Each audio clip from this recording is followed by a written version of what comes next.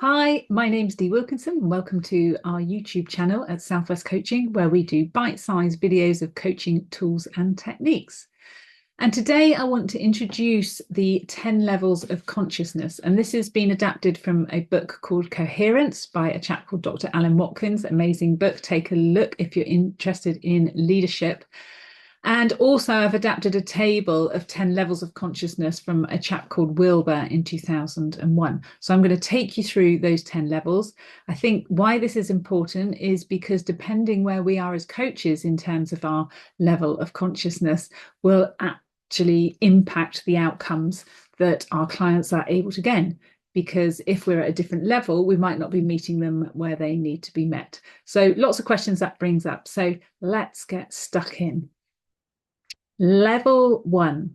So this is where we're talking about you're a 1-year-old and you really haven't quite worked out that you're separate to your mum, that you have a physical self, and you're just starting to make those connections. But basically everything's based on functioning and survival needs. A small baby might bite their thumb and realize that hurts, and bite their blanket and realize that doesn't hurt. So it's very, very basic, and you're starting to realize that self is slightly different to someone else. So level 2 is when you get to be about 2 to 3 years old and you start to develop your emotional self, and you start to recognize in the world that you have emotions, and you have this kind of expectation as a 2-year-old that other people experience emotions in the same way.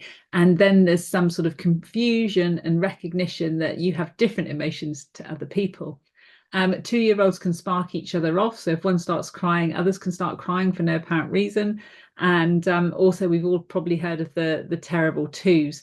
So they're starting to recognize their emotions and experience emotions, and they're sort of physically and emotionally separate from the world that they've been used to. So then we go on to level 3. Level 3, we talk about a conceptual self. So this age group is in between sort of 3 and 6, and children start to label things and use language and images and symbols. They start to use a lot of words, but they also realize that they can't order the world round. So, before everything was about them and their world, and now they're recognizing that even though they have needs, they're not always met in the way that they think they should be. So it can start to become a really challenging place, and also can start to become a little bit scary for a 3 to 6-year-old for that reason, that suddenly there's a bigger world out there which they weren't really aware of. And once we get through that stage, we go to level 4. And Wilber describes this as the concrete self. So level 4, the concrete self, is when we start to become a bit self-conscious, and we also start to recognize more about our thinking. We're thinking about our thinking. We have a lot of recognition around right and wrong. We realize there's a kind of societal base with which we need to adhere to rules and regulations. We're held by boundaries, and we start to get a have, do, be mentality. So if I had this, then I could do that, and then I would be happy. And Watkins talks about that many adults get stuck in this stage and can be sort of 40 years old or more, or stay there forever. People in society stay following these rules and are sort of locked in their way of thinking that this is all there is to life. So let's just do this, and that's okay. So that can be a really challenging place for some people. It can really create sort of restrictions in people's thinking, and sometimes depression even. There's a lot of ego mixed in with that. So it's about people sort of talking the talk, but keeping themselves very boxed into that kind of concrete place. That level 5 is a really interesting space to be in, and Wilber puts it down sort of 9 to 14 years. And a lot of teenagers obviously go through this stage and can rebel, feel like there must be more to life. They don't want to be constrained by the constraints of society, so they try and break through that in their thinking. They start to develop, or we do, the ability to think about our thinking much more, and a lot of self-reflection that also becomes possible. We start to have the ability to judge and criticize others and form opinions.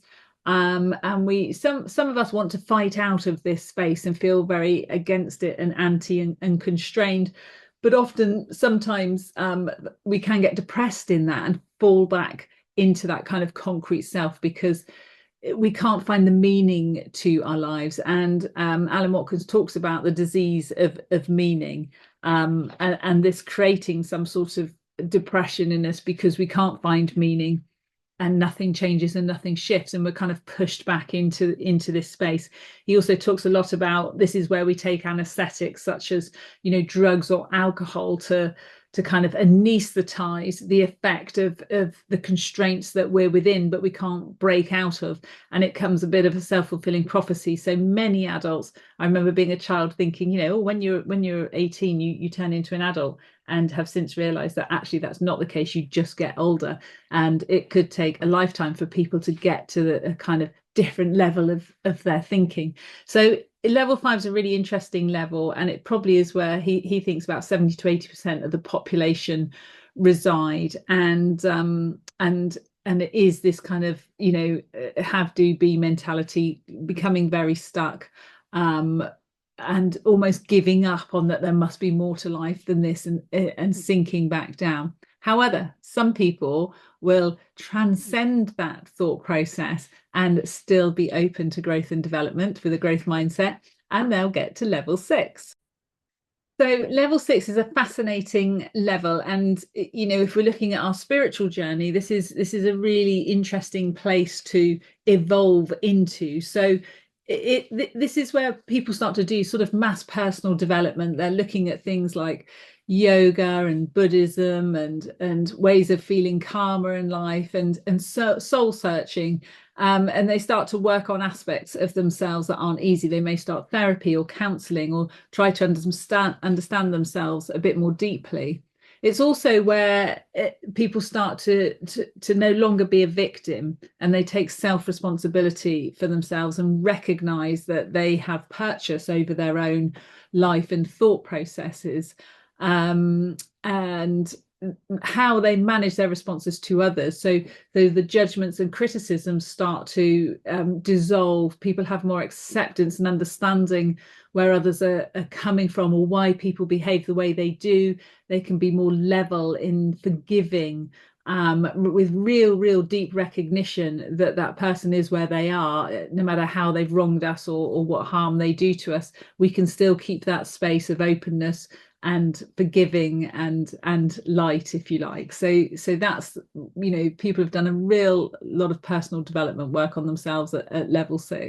When that's become really embodied, people reach a consciousness level of level 7, and it's called pure being. And how beautiful this must be for those that have reached it. So this is really, people have dealt with all their baggage. They are quite kind of zen, if I can use that word.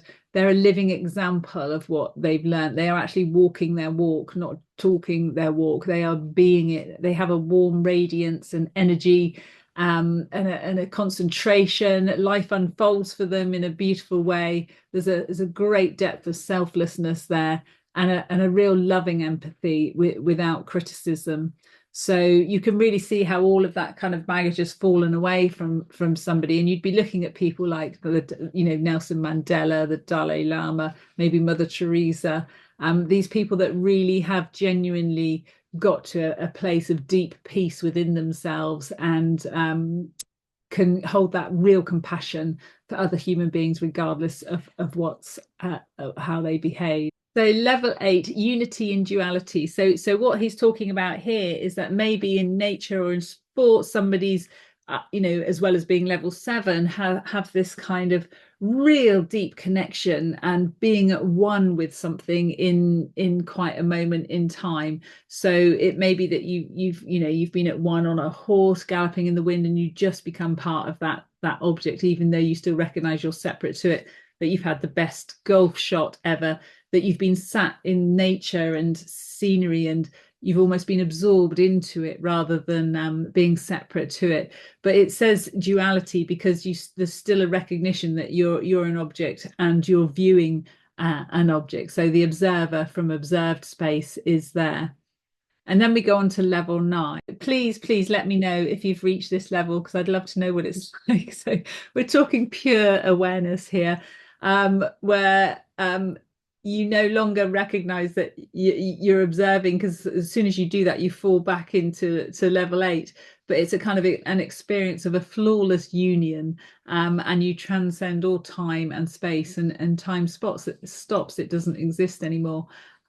Everything stops, the I stops, you're no longer an I or a self, and everything becomes one. That sounds quite incredible, doesn't it? And then finally, level 10, and I won't go into great depth in this because I'm not sure, I at the moment, I'm definitely nowhere near it.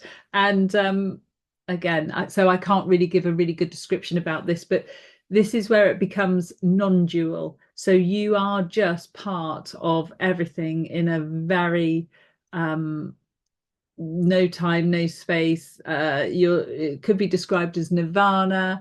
It's awareness in motion. You have a different relationship to things around you. And you probably need to read the book to get more in depth than that. But in terms of a spiritual journey, this is where one would be heading in that respect, to become so at peace and at one with everything that you are no longer separate too. So again, fascinating, isn't it? So thinking about that in terms of where are we as a coach on our level of consciousness, where might our client be? Because if we're at a lower level than our client, it's almost impossible for us to understand that and create the right questions and be the best coach for them. That doesn't mean we can't coach, but it's gonna create a difference. Whereas if we're at a level where we can help encourage and expand people's thinking, then we're likely to have more impact as a coach. So it's an interesting debate, and please put some comments. I'd be fascinated to hear what you think, and enjoy. Thank you for listening. Please subscribe to our channel or sign up for our coaching community at southwestcoaching.podia.com. Take care for now. Bye bye.